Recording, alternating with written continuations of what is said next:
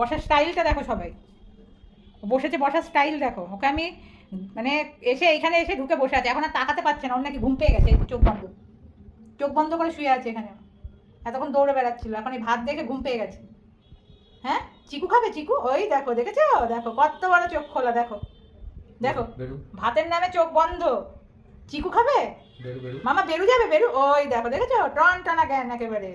বেরু যাবে, চিকু খাবে না, ভাতের নামে চোখ একেবারে আঠার মতো বন্ধ হয়ে যাচ্ছে। হ্যাঁ দেখো, এই দেখো ভাতের নামে চোখ বন্ধ হয়ে যাচ্ছে, দেখো সবাই দেখো। কত বড় নাটকবাজ ছেলে এটা, সবাই দেখো সেটা। হ্যাঁ, 1 নম্বরের নাটকবাজ, হেভি অ্যাক্টিং শিখে গেছে। মায়ের ছোট থেকে শখ ছিল না?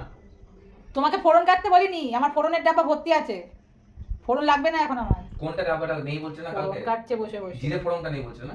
হ্যাঁ, জিরে ফোড়ন নেই, বলেছি আমি ওকে কানে কানে।